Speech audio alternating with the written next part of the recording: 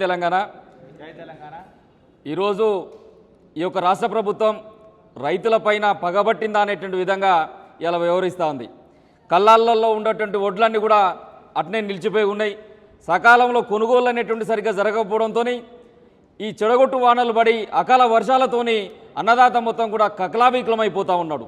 టార్పానీలు అనేటువంటి లేకుండా ధాన్యాన్ని కాపాడుకోలేనటువంటి పరిస్థితులల్లో వరద నీటితోని మొత్తం కూడా ధాన్యం తడిసిపోతే ఆ 7% తేమ వచ్చేంత వరకు కూడా వడ్లను కొనమని చెప్పేసి ఇలా ప్రభుత్వం మొండికేస్తూ ఉంటే కళ్ళాలలో ఉన్నటువంటి వడ్లను కాపాడుకోలేక ఈ వరద బీభత్సాన్ని తట్టుకోలేక టార్పాన్లు అనేటువంటి అవైలబిలిటీ లేక రైతన్న అనేటువంటి వాడు ఇలా అరిగోసపడుతున్నటువంటి పరిస్థితి ఇలా ఈ కాంగ్రెస్ నయవంచకన పాలనలో కనిపిస్తూ ఉంది.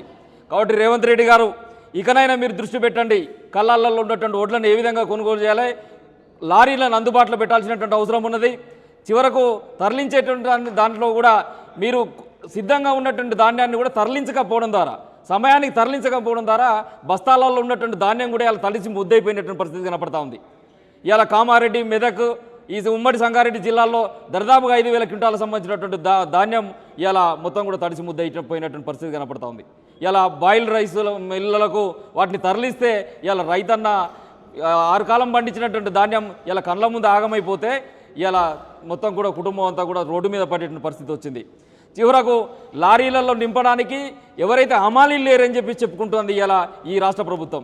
ఇలా హమాలీలు లేకపోవడం ద్వారా ధాన్యం కొనుగోలు చేసినటువంటి ధాన్యాన్ని గిడ్డంగులకు తరలించలేకపోతున్నామని చెప్పేసి ఈ రాష్ట్ర ప్రభుత్వం చెప్తోంది. ఒకవైపు కేంద్రం పైన మీ నేరారోపణలు, కేంద్రమేమో రాష్ట్రం పైన నేరారోపణలు. ఇలా ఈ 2 కేంద్ర రాష్ట్ర ప్రభుత్వాలన్నీ కూడా కలిసి రైతును ఎలాగం చేస్తున్నారన్నటువంటి విషయాన్ని ఇలా టీఆర్ఎస్ పక్షాన, తెలంగాణ రక్షణ సేన పక్షాన మేము ఖండిస్తూ ఉన్నాం. తక్షణమే మీరు ధాన్యం కొనుగోలు చేస్తారా చేయరా ఇలా చెప్పాల్సినటువంటి అవసరం ఉన్నది. అక్కడక్కడగా కంటి తుడుపు చర్యగా మాత్రమే ధాన్యం కొనుగోలు అనేటువంటి జరుగుతున్నాయి. ఇలా అకాల వర్షాలతోనే అన్నదాతలు ఆగమైపోతుంటే నష్టపరిహారం ఎంత వాటిల్లింది, కనీసం రైతుకు ఎంత నష్టం జరిగింది అనేటువంటిది కూడా అంచనా వేయడానికి కూడా నీ వ్యవసాయ సంబంధించినటువంటి శాఖ అధికారులు పనిచేయకపోతే ఈ రాష్ట్ర ప్రభుత్వాన్ని ఎందుకు నడుపుతున్నావు?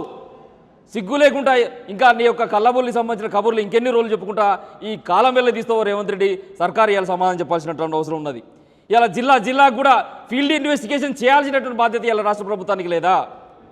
రాష్ట్ర ప్రభుత్వం ఫీల్డ్ ఇన్వెస్టిగేషన్ చేసి ఎక్కడెక్కడ ధాన్యం తడిసిపోయిందో అది బాయిల్ రైస్ మిల్లకు పోవడానికి యోగ్యంగా ఉందో లేదో అనేటువంటి కూడా మీరు ఫీల్డ్ ఇన్వెస్టిగేషన్ చేయాలి. నష్టాన్ని అంచనా వేయాలి. నష్టపోయినటువంటి రైతాంగానికి ఇలా మీరు పరిహారం అనేటువంటి అందించాల్సినటువంటి బాధ్యత మీ పైన ఉన్నటువంటి విషయాన్ని మర్చిపోయి ఇలా మొద్దు నిద్రపోతుండు రేవంత్ రెడ్డి సర్కార్. కాబట్టి తక్షణమే కొనుగోలు ముమ్మరం చేయాల్సినటువంటి అవసరం ఉన్నది. హమాలీలను అందుబాటులో పెట్టాల్సినటువంటి అవసరం ఉన్నది. ట్రాన్స్పోర్ట్ కోసం ఉండబడేటువంటి లారీలను అందుబాటులో పెట్టాల్సినటువంటి అవసరం ఉన్నది. తక్షణమే సకాలంలో గిడ్డంగులకు తరలించాల్సినటువంటి అవసరం ఉన్నది. ఇవన్నీ చేయకుండా మీరు మొద్దు నిద్రపోతే మాత్రం తెలంగాణ రక్షణ సేన ఆధ్వర్యంలో తీవ్రంగా ప్రతిఘటిస్తామని చెప్పేసి కూడా ఈ యొక్క రాష్ట్ర ప్రభుత్వాన్ని హెచ్చరిస్తున్నాం. జై తెలంగాణ.